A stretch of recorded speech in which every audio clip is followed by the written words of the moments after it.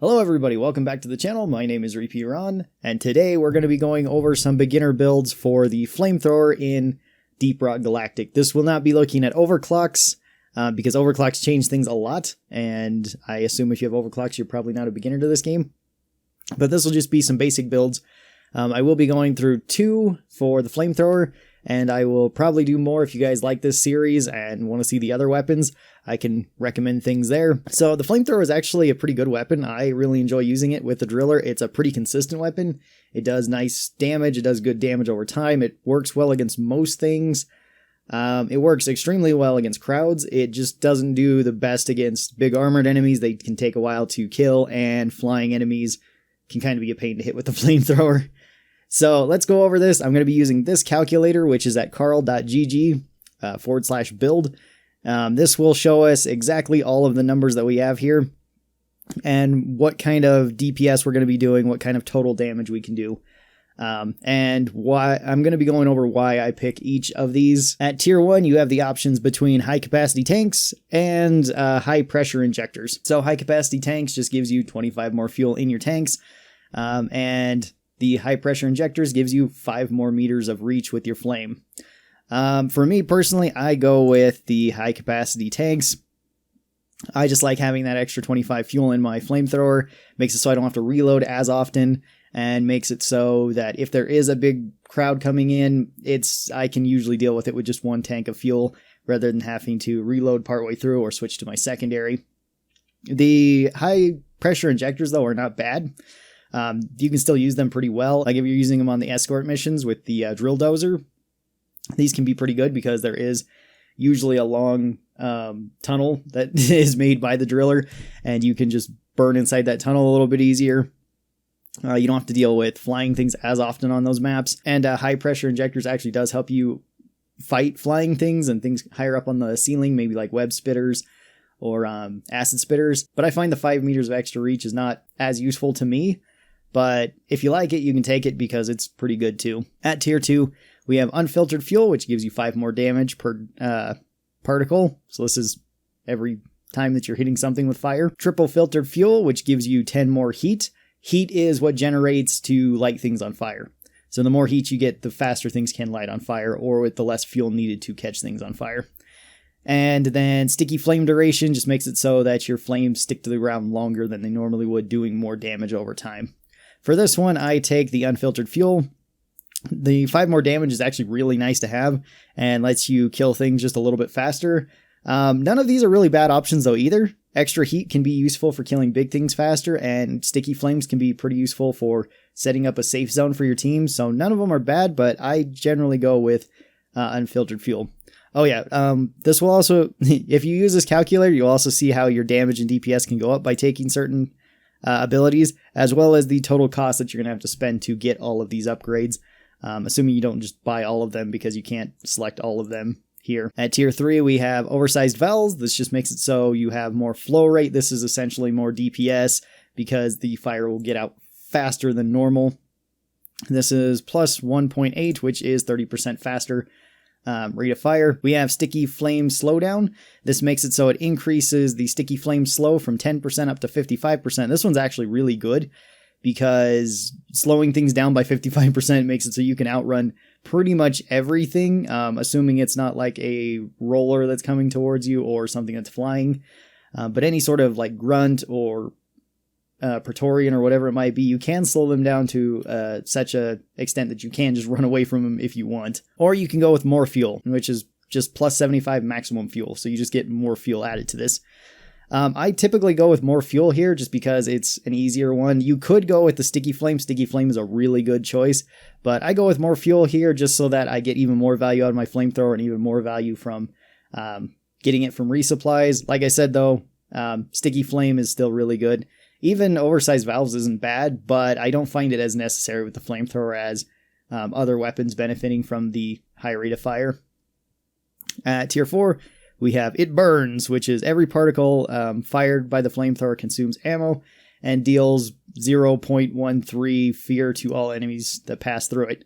So this can stack up fear on enemies, and if an enemy is afraid of you, they will run away. Fear is actually a really useful ability in this game, and it's even really good on the high difficulties, because just getting enemies away from you is sometimes the best way to just not die. So it burns isn't that bad. We also have sticky fuel duration. This just makes it so your sticky fuel even lasts longer. Again, if you want to burn things over time, great. Or we can go with more fuel again, which is 75 more ammo. This is usually what I go with. This allows me to have 450 fuel overall with the flamethrower rather than 300, making it so that my overall total damage will go up quite a bit. And every time that we call in a resupply, I will be able to collect much more fuel than I normally would.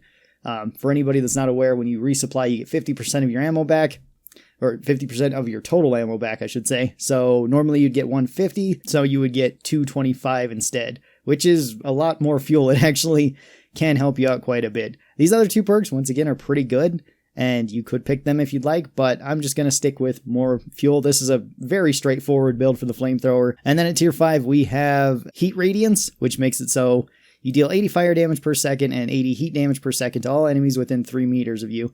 The heat per second stacks with a direct stream on the sticky fuel source as well.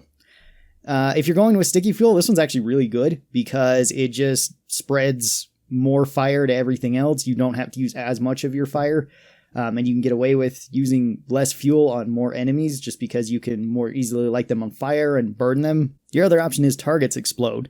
If a direct stream kills an enemy, there's a 50% chance that it will explode, dealing 55 fire damage and 55 heat damage to all enemies around it within a 3-meter radius. This is generally what I go with. Just causing enemies to explode and dealing bonus damage to enemies is really nice. You could, of course, go with Heat Radiance. Heat Radiance is also a pretty good option, but I kind of like the Targets Explode because you can actually get multiple reactions of enemies exploding, dealing more damage to everything around them, and causing a bit more damage that way. Not to say like Heat Radiance is bad or anything, but this is just kind of more of a simple build with the flamethrower where you want to keep your distance and burn them. So that would be my first build that I'd recommend with the flamethrower. Very straightforward, just more damage, more fuel, and make things explode. Nothing really special about this. It's just an all-around pretty solid build and just a kind of an upgrade from the base flamethrower. So with my second build, we're going to go more with a status affecting build. So at tier 1 with this one, we're going to go with the high pressure injectors.